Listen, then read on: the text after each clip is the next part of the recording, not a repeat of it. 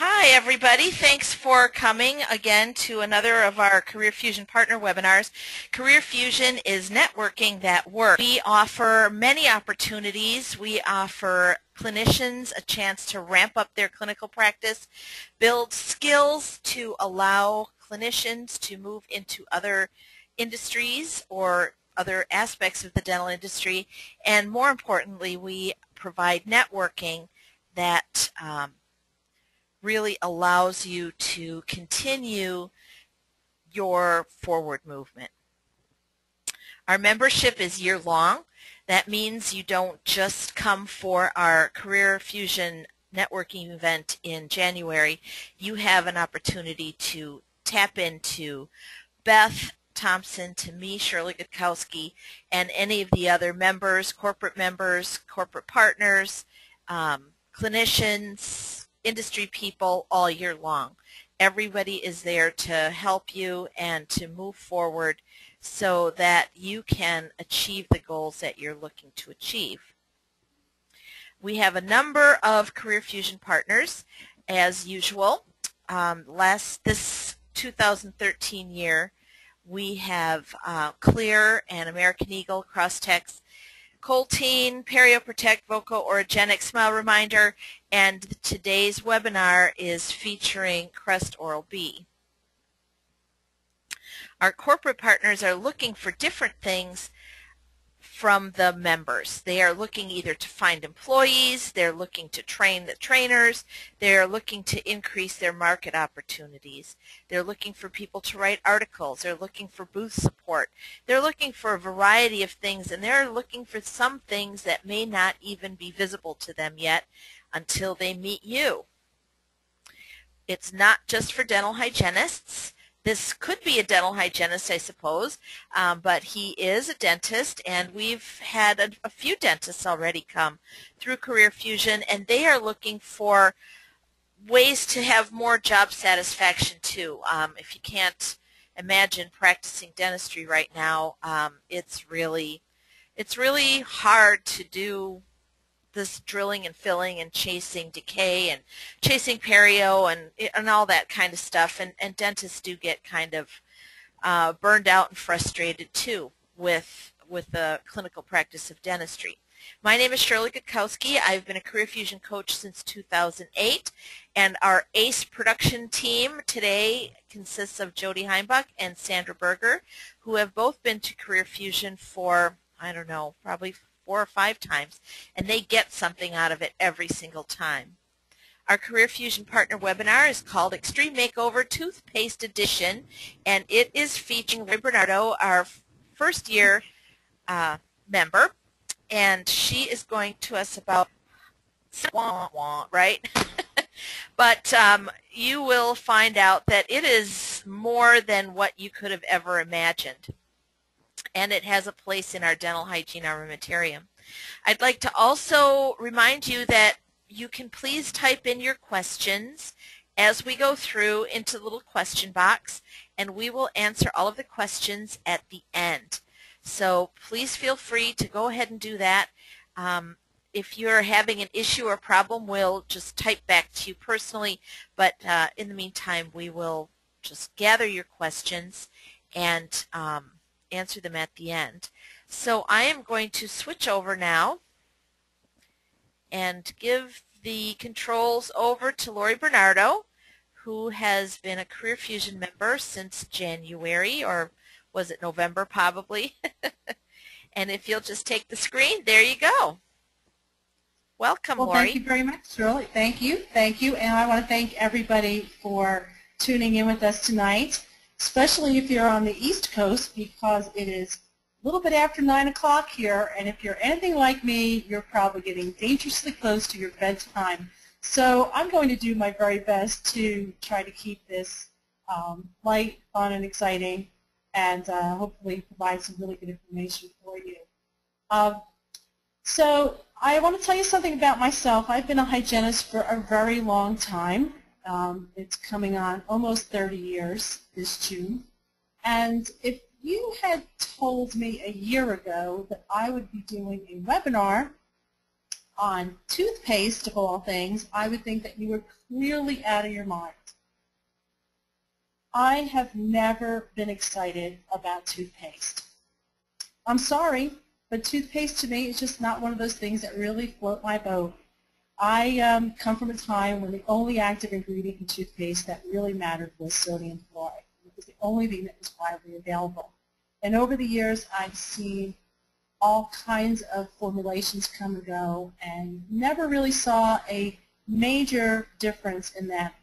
But something happened in the fall that turned me around. I was introduced to a unique formulation that I personally think is going to be a major game changer in oral health, really worldwide.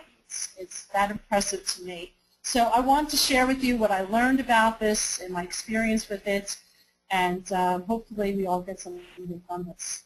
So really, toothpaste? Why do we need another toothpaste? There's already so many choices. We have something for everybody and for every need. You have a kid's formula, you have whitening, sensitivity, cavity protection, and really, for the carnivores out there, you can even find bacon flavor, right? Crazy, huh? Don't even get me started about mouthwashes. How many people ask you all day long, isn't there a mouthwash that will get my teeth whiter or fresher or take care of all my problems? And really, do any of them work for any length of time? Do people really know? You know, when I go to my supermarkets, I'm always amazed at this aisle. I often have to find myself staring at some consumer in the aisle, and they have, in one hand, maybe their list from their dental hygienist of products they need, and the other hand is their coupons. And they're staring at the choices, and they have no idea what to do. Should I do what my dental hygienist wants me to do? Should I follow the recommendations I see on television? Or should I just get what I have a coupon for? Because really, does it matter? I'm trying all these products, and I still have oral problems. I'm getting cavities. I have gum issues. So really, what should I do? People are so confused. They're buying everything out there trying to get healthier. So I started thinking, really, what are we spending on oral hygiene products?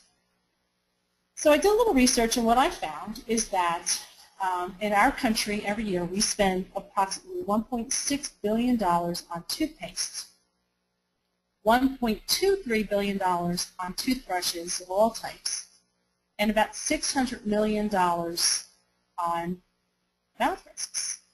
It's a lot of money. $2.4 billion a year on oral hygiene products. I don't know about you, but I don't really know what $1 billion is, and it seems like a lot of money to me that we're spending. With all that money, we should all be as healthy as this young lady, right? Perfect. Perfect skin, perfect teeth, fantastic, right? Well, that's not really the case. Like in anything, there's yin and the yang, the good and the bad, and we find that in our profession, dealing with our patients, all that they're trying to do, they're purchasing oral hygiene products, trying to use things, they want to be healthy. We have some competition for that good health, don't we? Did you ever notice that you go into the supermarket, how long this aisle is? My oral hygiene aisle is half the length of the average aisle in my supermarket.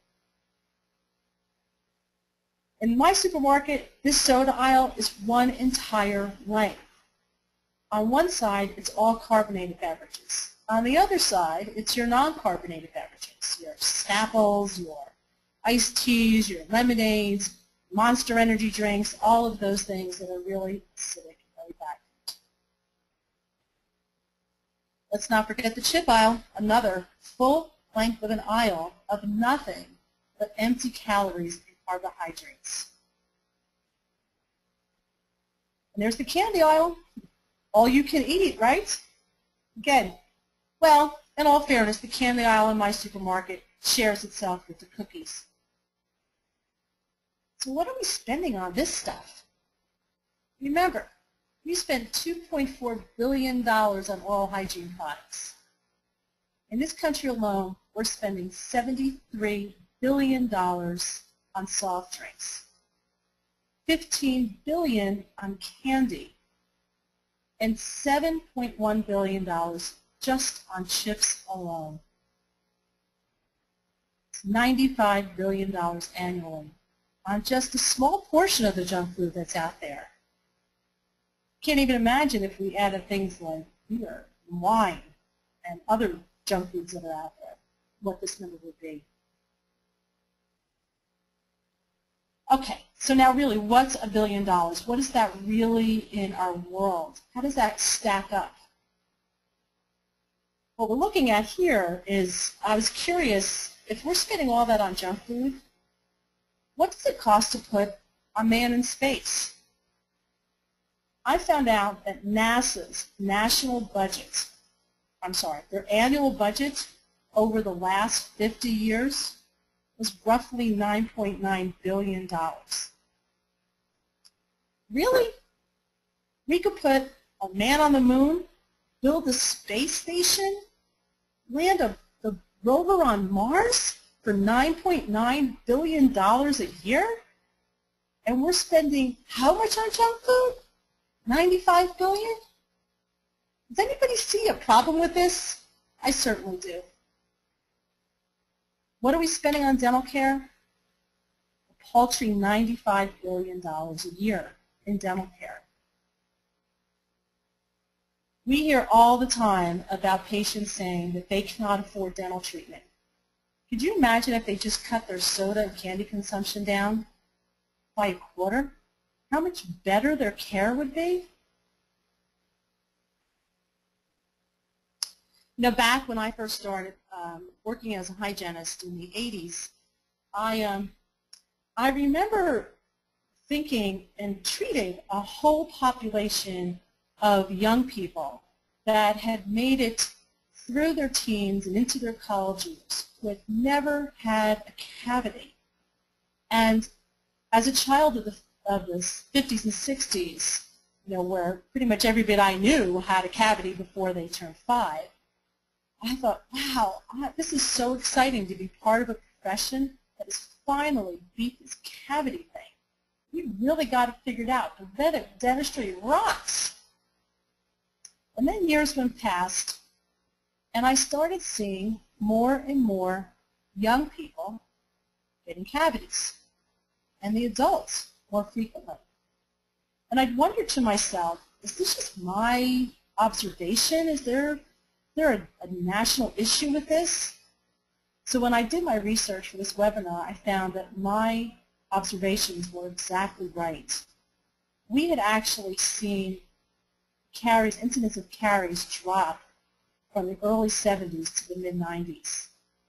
And around the mid-90s to now, we are starting to see a reversal in the amount of cavities people are getting.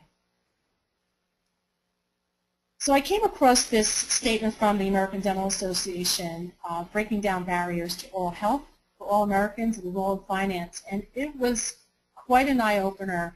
I have the link here on the slide. Of course, I don't want to link to it now, but if you're interested, I'll send that link out to you. It's a must-read for every dental professional, and there was really some alarming information in it.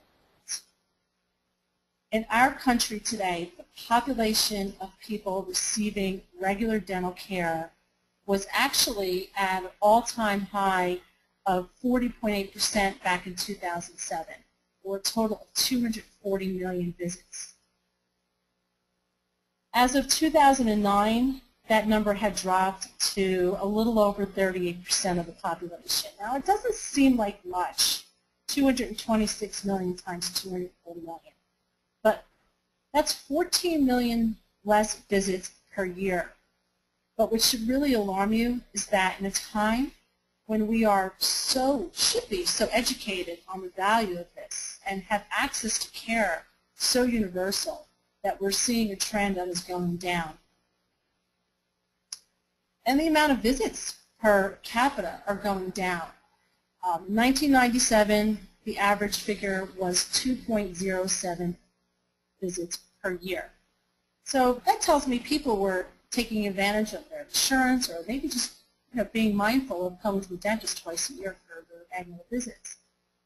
In 2009, that figure had dropped to 1.91%. These are the most recent statistics that I could find. So, but the trend was steadily moving down after it peaked at 1997.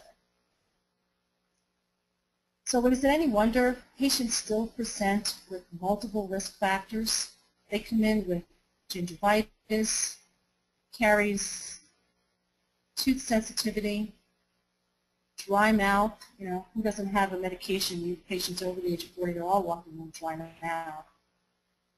And even in light of all those conditions that they have, the one thing that I always heard from my patients after I'd go through the whole discussion about their oral health was, but isn't there anything I could use to make my teeth whiter? Certainly not a health issue, but it's a concern for patients. Well, you know, we're dental hygienists. We're equipped to handle these kinds of concerns and questions. We should have the answers. So the patient comes in the operatory, you sit them down, and you're going to review their health history, take their x-rays. Maybe you have a 45-minute appointment. Time runs out. So I need to talk to the patient about what they need to do to take care of all these issues. So I sit them back, I pick up my instruments, and I enter the mouth, go to work, and I start talking to them while I'm working on their teeth. And I'm going to set up a plan for that. So listen, Bill, after breakfast, what I want you to do is I want you to brush your teeth and floss with your antibacterial toothpaste. At lunch, you know, you need to clean your mouth midday, so I want you to get a bottle of mouthwash, keep it in your desk, get your tongue scraper out, sneak into the bathroom at lunchtime, and take care of your business there. Now, Bill, you know, you've been on a lot of medications that's drying your mouth out. So I want you to get this product. It's fantastic. You keep it in your pocket, put it in your desk. Whenever you feel your mouth is dry, just give yourself a little spritz. Now, I know you want to whiten your teeth, right? So while you're watching the television in the evening, get your whitening supplies out, sit down, bleach your teeth. And at bedtime, get that floss out again and your electric toothbrush, and make sure you spend 2 minutes brushing your teeth. Now, you got all that? Sounds like a plan, right? Only a few things to do. Sometimes I wondered, I'd have these conversations with my patients. They came back 6 months later. They didn't do anything I asked them to do. I wonder what they actually heard. Did you ever see this cartoon? I love this. Not just my dog, I think it's my patients. You stand up, you're telling them what to do, and all they hear is blah, blah, blah, blah, blah, blah, blah, blah. But they try, and they go to the store, and they start buying the supplies you asked them to get. I actually took this picture. I was at my friend's house, and just out of curiosity, I wondered what her medicine cabinet looked like. She was having quite a few dental issues at the time. So I opened up her cabinet, and lo and behold, look at this mess. She's got everything in there. But you know what? She still has gum disease, stained teeth, getting cavities, sensitivity. Nothing much is changing. So you put all these things out there for your patients. They go out, they get all these products, and they show up 6 months later, and what do they come back with? Bleeding gums, cavities, sensitivity, dry mouth, and the one thing that's most important to them is, can't I use anything to get my teeth better? So we're going to take a little break here, and we have a poll question for you. All right, we're going to take a quick little tiny break here, and we're going to pull up the poll questions. How many times a day do you recommend a new dentifrice to your patients? Or how many times a day do you recommend a new dentifrice to your patients? I never know which one's right. Do you have a preference, Lori? No, either one works for me. So let's wait another couple seconds here and see. Got about a third of everybody having chimed in. Dentifrice, dentifrice, debridement, debridement. There's a lot of words like that, isn't there? You can have fun with that. All right, we've got quite a number here. I think it's we're good to close down this poll. Let's see what the answer is. How many times a day do you recommend a new dentifrice to your patients? 0 said 0. Most people, 80%, said between 1 to 5, and 20% of the people said between 5 and 10. So a lot of people are recommending a lot of different dentifrices to their patients every day. That's great. That's great, because that shows me that people are really trying to find some answers for people. But there is a lot of products out there. Wouldn't it be great if we could have one product to handle all those needs, keep things nice and simple for our patients? They've got a lot to do. Caries, plaque, dental hypersensitivity. They want white teeth, but they have gingivitis and calculus. But it's not so simple to have one product that does it all. There's a lot of limitations. And believe me, researchers, when I'm learning about it, have been trying for a long time to get this to happen. There's all kinds of considerations. There's product stability, technical performance, ingredient safety, aesthetics, costs, and then there's those darn regulatory considerations. So companies have to, researchers have to really put all the pieces of the puzzle together to make a product that people will actually use. So what I want to really go into now is what is this product, and I think it's so fantastic and what's so unique about it. This is a dentifrice that has two very unique ingredients in it to over-the-counter toothpaste. The first one is stannous fluoride, and the second is sodium hexametaphosphate. I'll try not to mess that up too many times tonight. So first let's talk about stannous fluoride and what it can do. Stannous fluoride has been around for a long time, and there's been a lot of studies on it. It's really outstanding in fighting plaque and gingivitis. It's got strong antibacterial qualities. It treats sensitivity, prevents caries, and it also helps to reduce bad breath. So how does stannous fluoride work? Well, there's two main mechanisms of action for stannous fluoride. It's bactericidal, and there's also metabolic inhibition. So first let's see how it is bactericidal. What stannous fluoride does is it will interact with the cell membrane of the bacteria. And you can imagine that when the cell membrane loses its integrity, the cellular components start to leak out and end in eventual death of the bacterial cell. Pretty cool, huh? The second thing that stannous fluoride does is it actually inhibits the metabolic processes of the bacterial cell. So if you kind of mess with the cell's digestion, you see a reduction in bacterial regrowth. It also changes how the bacteria can adhere to the oral surfaces, and it tremendously affects the bacterial byproducts of metabolism of sugars when stannous fluoride comes in contact with the bacteria. So what's really cool about stannous fluoride is it actually inhibits the bacterial glycolysis. And of course, you know, we remember from our very earliest days as dental professionals, I love the picture in my head I always gave to patients was a picture of the blob of plaque plus a cube of sugar equals acid.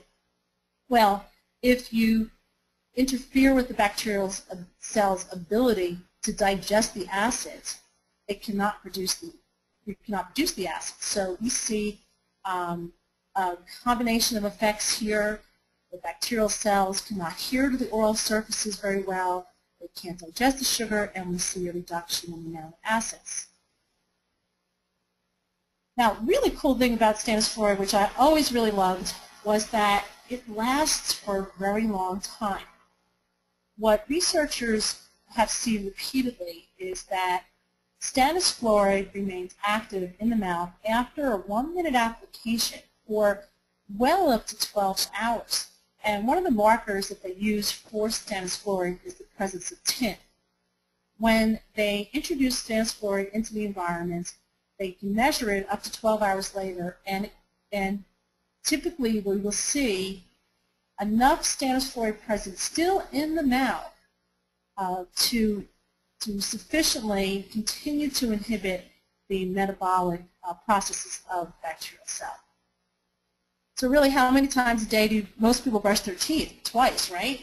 So if you're brushing in the morning and brushing in the evening, that's really a 24-hour coverage on a reduction of these processes in your health and animal. So when they studied the tin retention and how it affected bacterial levels, they looked at participants and they measured at baseline, 4 hours later, and 12 hours later. And what they found was some pretty cool events that occurred. Now in these slides, what you'll see is that they actually stain the bacteria. The live cells would stain green, and the red cells stain red.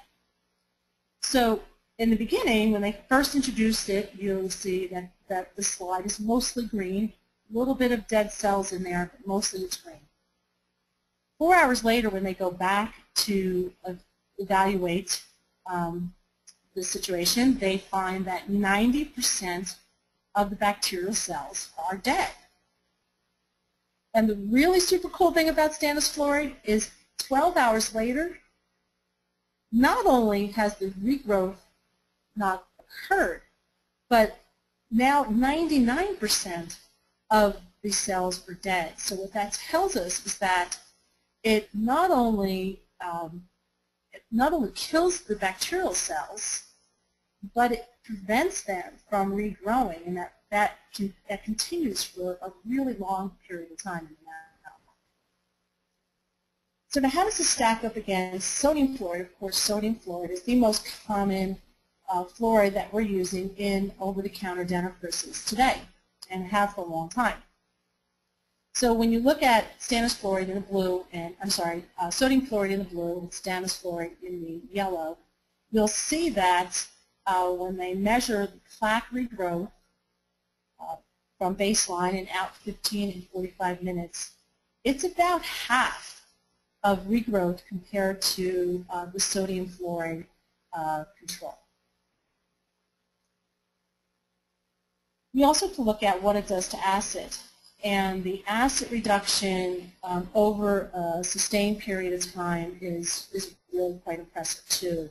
Again, comparing it against sodium fluoride and the stannous fluoride sodium hexametaphosphate combination, what we find is that, again, the pH returns closer to neutral much faster, and it sustains for a longer period of time. So stannous fluoride has anti-plaque qualities, anti-gingivitis, and in general, it by itself will see an 18 to 23% reduction in gingival bleeding when people use this over 6 months.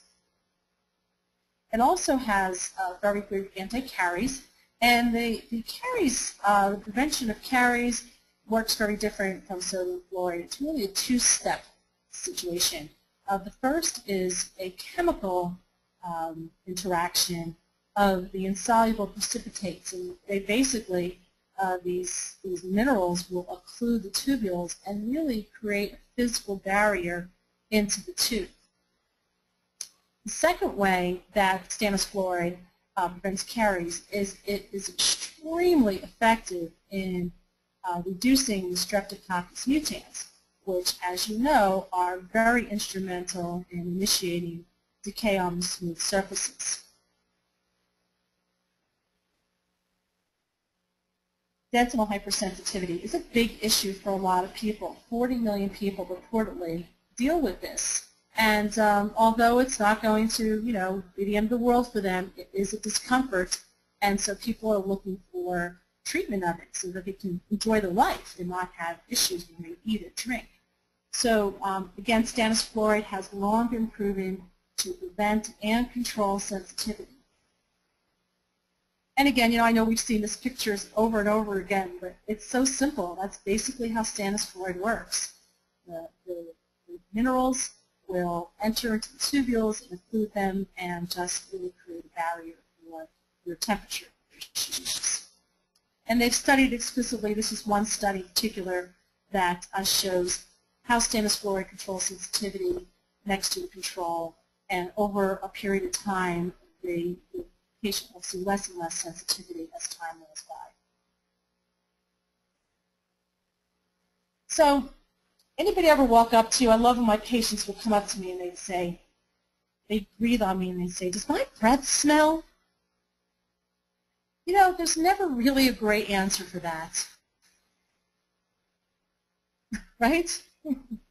We don't want to insult them, but sometimes it does smell. The stannous fluoride is really great for controlling bad breath. Its antibacterial capabilities really help to reduce the VFCs, the volatile sulfur compounds. And years ago, I actually worked for a company that sold stannous fluoride products, Gelcam, and one of the ways we pitch it was, you know, you can give this to your patients at night, and they'll wake up and their breath will be as sweet as they had just brushed their teeth. And that actually is true. So I think we're ready for another poll question. Okie dokie. The question is, do you recommend stannous fluoride products to your patients? And I would imagine that would be currently. Yes. And we're going to wait here as people find their mouses and get back engaged with the process here. We've got a little over half of everyone has voted.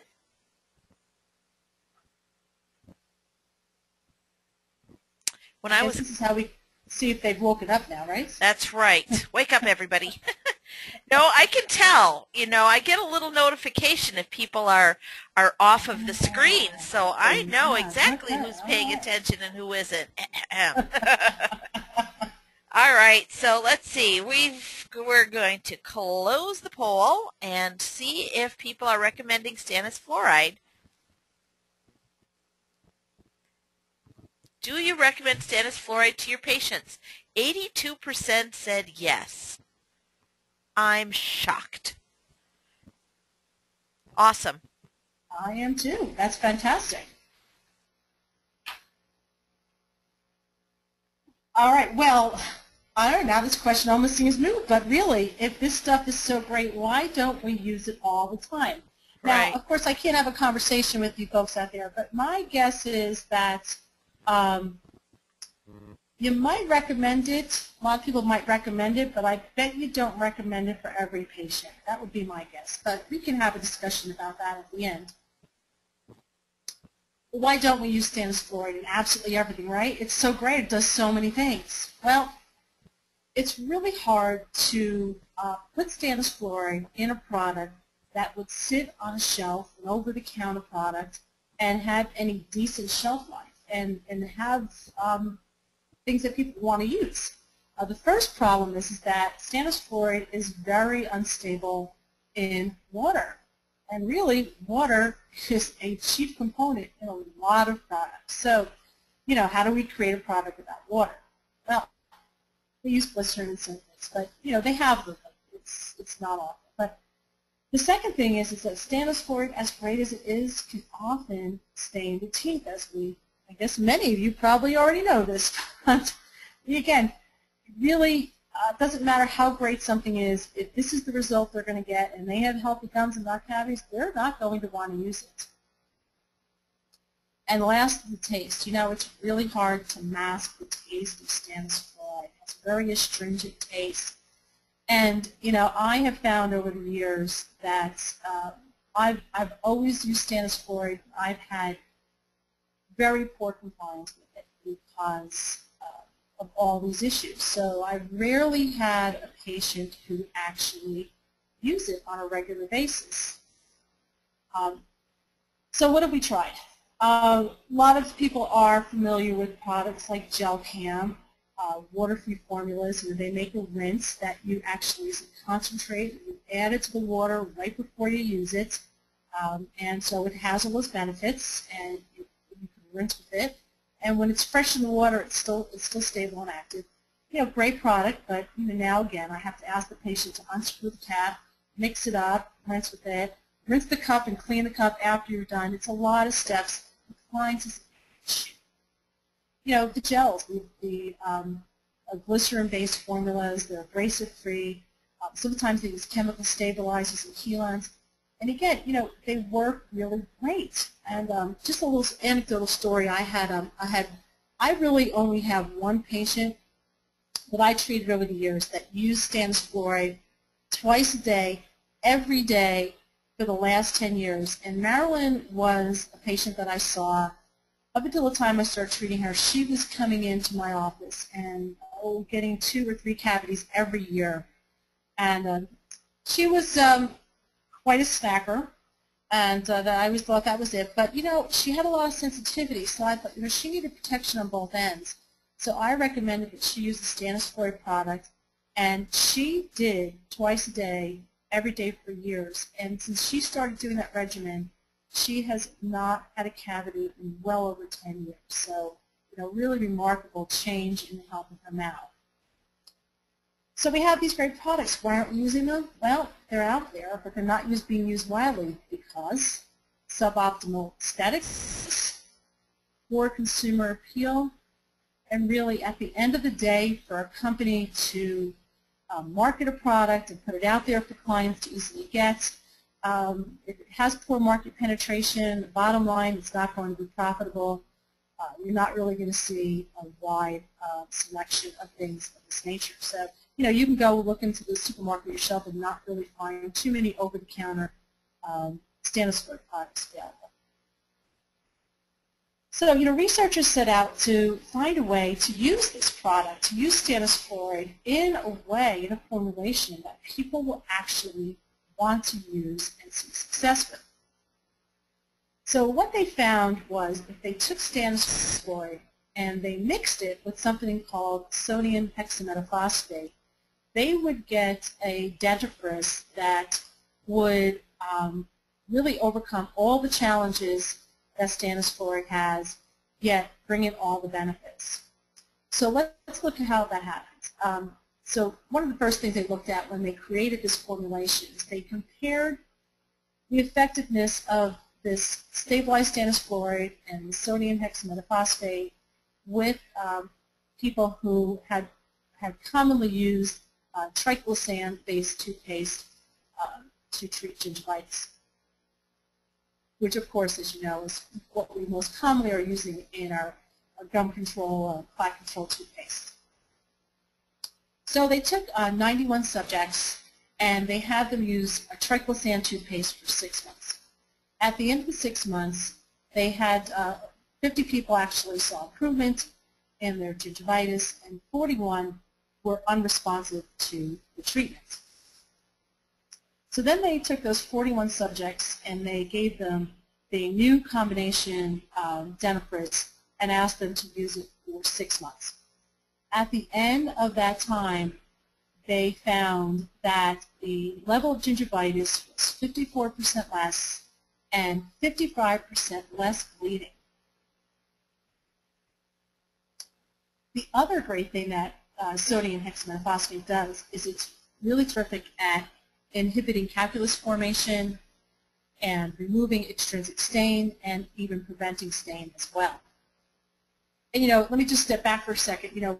I neglected to tell you one of the things that really surprised me is that I had been asked to evaluate this product last fall, and life was busy at that time. I was getting ready for the holidays. I was getting ready to go to CareerFusion. It was pretty busy, and they gave me these products to use, and I really didn't give it much thought. I used them exactly as they asked me, and there was a manual toothbrush in there, asked me to use that, which I wasn't too happy about, but well, I'm going to do what they asked me to do, and I'm going to see how my mouth feels after a while. Well, after a couple of days of using it, I found that, wow, I really like this toothpaste, and my mouth felt significantly cleaner than it had been. And I had been using an electric toothbrush, prescription strength fluoride toothpaste, things of that nature. Well, a couple of days later, I noticed that my teeth felt like they, or seemed like they looked whiter, and which is, of course, always a happy event. And over time, I noticed that I was not getting the formation of calculus on my lower anteriors like I would typically get, a few months after cleaning. So it was quite an eye-opener for me. And so when I really found out how this works, I was pretty impressed. So here we have it. I mean, all the benefits that people want to have, and they can have white teeth as well. Isn't that great? So how does this work? So let's first look at how stain is formed. Stain is actually found in the chromogen, in something called chromogens. There's actual stain chromogens. Well, intrinsic stain are chromogens that are actually found beneath the enamel. And we, see them in natural aging, tetracyclines, bacteria, things of that nature. Extrinsic stains come specifically from chromogens that are found in dietary sources, your tea, your coffee, your wine, things of that nature.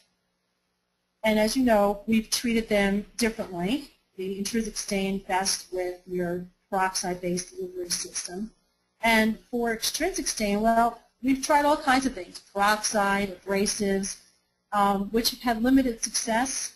But really when we look at these sodium hexametaphosphate and products like that, ingredients like that, we see a big difference. And here's how they work. They're called calcium phosphate surface active builders. One of the first ingredients of this type that I remember was the pyrophosphates back in the probably early 90s when it was first introduced tartar control toothpaste.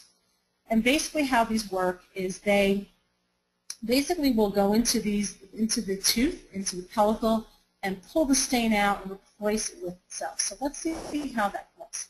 So we have your pyrophosphate molecule on the left and the sodium hexametaphosphate on the right. They're both really good at reducing stain and calculus, but the sodium hexametaphosphate is, as you can see, in much longer chain, so it has to adhere to the tooth surface. So the more receptor sites that they're available, the more surface area basically it'll cover. Here's how it works. The SHMP, basically, what you're looking at here is a cross-section of the tooth, the enamel being covered with the pellicle, that green line, and then the yellow representing your stain, and the blue is your sodium HMP molecule. So the SHMP will actually pull the stain chromogen out of the pellicle, and it'll replace that spot with its own molecule. So it kicks the stain out, places itself in. Over time, the surface of the pellicle is actually now lined with the molecules of the sodium hexametaphosphate, and it'll actually repel the stain from sticking to the tooth. So you really have like a 1-2 punch of removal and prevention of stain. And I can tell you from personal experience, it works pretty darn well. So how does it stack up against things that we've been using? So we know that sodium fluoride is really not a stain remover, but you can look at this picture on the top. We took some material, they stained it, and then they treated it with these different ingredients to see what would happen. Well, when they cleaned the surface with sodium fluoride, there's a little bit of stain left, and when they used the stannous fluoride by itself, well, we know that stannous fluoride stains the surface, so it didn't clean it, it made it worse. But the combination of the stannous fluoride with the sodium hexametaphosphate, as you can see in this picture, really pulled the stain out beautifully. The second thing it does is it's going to inhibit the calculus. So it's a mineralization inhibitor. It actually slows the rate of calcium phosphate mineralization, and essentially it just makes the tartar softer. So when normal oral hygiene is carried out, they simply can brush early particles off the teeth. When they studied the calculus buildup compared to triclosan polymer toothpaste and this combination toothpaste, actually found a 56% reduction in calculus, which we all know is pretty significant.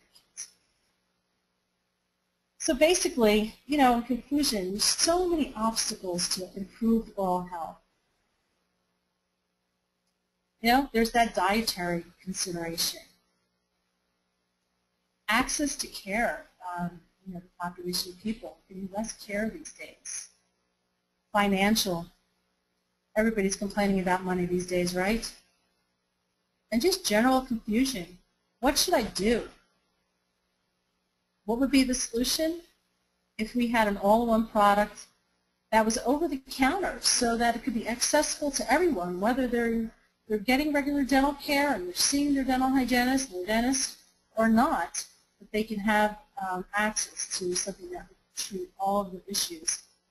And really, I firmly believe the answer is in this combination product. So really, what is the product? There's only one out there that I know that's really accessible to everyone, young and old, rich or poor, black or white. Anybody can use this product. And it's put out by Crest, people at Crest and Procter & Gamble, Oral-B, and it's the Crest Pro Health series. And it really does everything. It's antibacterial, it hits plaque, prevents gingivitis, it's going to treat sensitivity, protect against the caries, inhibit the calculus, and whiten your teeth. I mean, really, what more do we need, right? So that's all that I have for you guys tonight. At this time, if you have any questions, I'm happy to answer them to the best I can. Well, it just is just so shocking to me how interesting toothpaste is. You know, just the idea that there's water in toothpaste, and that really was a hurdle for getting getting the stannous into a toothpaste. So they had to come up with an anhydrous toothpaste base that didn't have water, and then you have all these other little issues, and it's just so cool of what'll go in, what won't go in. I mean, you really have to know your chemistry, and maybe that's why it interests me so much. I was not very good in chemistry, but I always liked it a lot. So are you inviting people to email you? If anybody would like to email me, they can certainly do that, and if I don't know the answer to a question, I'll try to find it out. And, you know, I did find the same things that you did during that little tiny study that we did before CareerFusion when they sent us the paste and the toothbrush. The first thing I did is I looked at it and I was like, okay, I've heard all of these horrible things about Crest or, Pro Health, and none of those things came true for me. My gums felt great. My tongue felt good. My tissue didn't slough off. None of that stuff happened. Yeah. None of the stain happened, and I'm very excited to know exactly how that hexametaphosphate, did I say it right, works. That was pretty good. I've been working for months now. Hexametaphosphate. All right. Hexametaphosphate. So let's see. Patients have been complaining about Crest Pro Health mouth rinse stain their teeth. Are they coming out with a rinse that does not have the CPC? Well, you don't work for Crest, so I don't know if you know that. No, I don't work for Crest, no, and so I don't really know the answer to that question. Interesting, I had a hygienist ask me the other day. I was in her office for Smile Reminder, and I got excited about the Crest Pro Health. And she said, oh, there's chlorhexidine in that rinse, and certainly there is not. That much I do know. So I don't really know, I don't know anything about that. I haven't had any feedback, and I actually used that product myself and was in conjunction with the toothpaste. I didn't see any stain. So that's something that would be a question for the Crest people. Okay, great. But I'll try to find the answer to that. If they email me, I'll try to find out the answer. Okay. We have a question from Stacy. You showed us earlier a URL to a study on access to care, I think it was. Could you show us that slide again for the address? I could. Let me go back to that slide.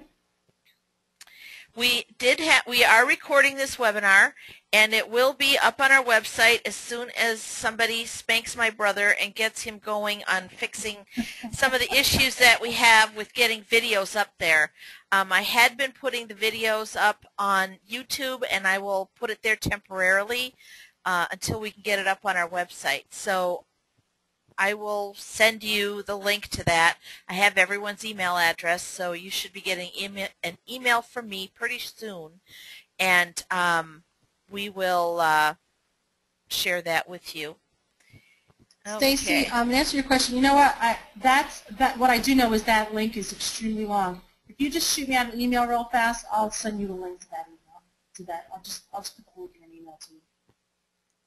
Now, and I don't know if you can answer this. The minerals in the water apparently make a big difference with the Pro Health. And Marina has made a couple of comments here about tissue sensitivities and problems in the DC area. I think it was DC. Where'd it go here? I'm not aware of the impact of that. Any of the Northern studies that I Virginia. read, Northern Virginia and DC is what she's saying. so regionally, which she's asking, regionally, minerals that are present in the water interacting with the product and causing tissue sloughing? Possibly. She's finding that in her patients, and I guess when you really think about the chemistry of the toothpaste and how precise it is, and then you add something fishy from whatever location of the water, what I'd let her know is that I would pass that on to Crest, her comments on to Crest, because we're not, we didn't bring a Crest person here for this, for that. So Joan is asking, do you know what the abrasiveness is of the Crest Pro Health? She thought it felt gritty, and the Procter & Gamble rep said it was to reduce the stain, but breaks down. I don't know what the actual measurement, the scientific measurement of the abrasiveness is, but it does break down when you're using it. But the stain removal is actually not coming. It's not an abrasive. The stain removal is actually coming from the sodium hexametaphosphate. And again, creating a formulation that will bind together, I'm sure is a big challenge. So if I had one of the researchers on the line, we probably can answer that question. You guys have great questions. I'm not a scientist. Well, you did pretty darn good. You were very smooth with all the big words and everything. So what I know from knowing about Novamin is that the size of the particle determined how much and how fast you would get a remineralization based on how long it would take for that to dissolve. So even though it felt gritty, it was more about, there really wasn't any abrasive component to it other than whatever a normal abrasive was. So I wonder if that may not be the case with the HMP. I do think, I remember reading that. Yeah, I know that because the abrasive is not the issue, but it really is, and as I pointed out to you, the size of the molecule is different with the sodium hexametaphosphate than what most people are used to. You know, a lot of the tartar-controlled toothpaste are using pyrophosphate, have been for a long time, so texturally maybe it has. So this does not have the pyrophosphates in? No. No, okay. So we have a couple of more comments about the water and all that, and that's all going to go back to Crest. So just so you know, I'm not ignoring you. It's just we don't know any better answers for you for that. So I think we've pretty much run out of the comments and the questions here. We're going to just kind of wrap it up here a little bit. Oh, let's see. How do I want to do this? And let people know a little bit one more time about CareerFusion. And thank you, Lori, for doing such a nice job and doing all the research and everything that there is will be to go along with a project like this and knowing now how to do a webinar. This is your first webinar. Yep. Have you ever done a presentation? Yeah, you've done presentations if you've been I've done lots of live presentations. This is very different when you don't have a face in front of you. So it's amazing when you get lost in your conversation. If you really are excited about something, you kind of forget that. So. There you are, right there, right in the middle. Right in the middle. We were so packed in so tight, my arms were pinned. I couldn't even get them up. But we did save spot for all the people that are joining us on this webinar right here. We saved you a little spot right here in the corner. I'd like to let you all know that we have Oh, let's see, what did I do? I did this backwards. Thursday, the day after tomorrow, we are redoing the Implementing PerioProtect into Your Office webinar. We had an enormous amount of technical difficulties when we originally did it, and so we are rescheduling it for Thursday. Invite your friends, let everybody know. Tuesday, May 14th, we are so lucky to have Gayleen Baker, who many of you already know because she's been working with Crosstex for quite some time, and she is going to talk to us about instrument sterilization. Wah, wah, right? But I'm sure it's going to be just as fun as this one was, and the depth of the information will be similar to this as well. I'd like to invite you all to the radio program that I've started, Blog Talk Radio / Sherdent1, and you can listen live from the internet if that works for you, or you can call in and listen. You don't have to call in to talk. You can call in to listen at 646-595-2938. We have a couple of really good conversations already podcasted there for you to download or listen to at your leisure. They are 30 minutes long, so it's easy to keep them in mind, or easy to just get through them as you're doing a process like driving to work, for instance. Find us, follow us, like us on Facebook, YouTube, Twitter, LinkedIn. CareerFusion is here to help raise everyone up and provide everyone with all of the services and all of the networking that they need in order to get to where they want to go. Thank you, Jody. Thank you, Sandra. Thank you so much, Lori. Thank you to Crest Oral-B for providing us with a lot of this information as well. And we'll see you all on Thursday and then on May 14th. Good night.